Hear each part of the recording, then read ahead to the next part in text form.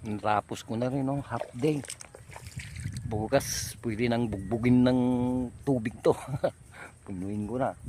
Saraduan ko na yung mga ano, may sawang-sawang. Pwede nang bugbugin ng tubig to.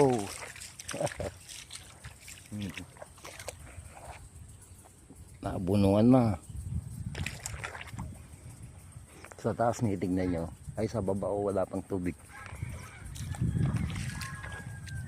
Ito naman po yung punla ko na dito ko itatanim, hybrid.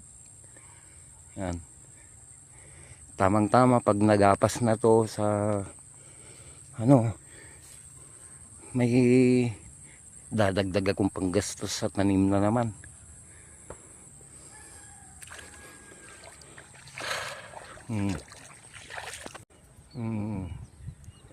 Ay, nakaraos na naman ako. Yan.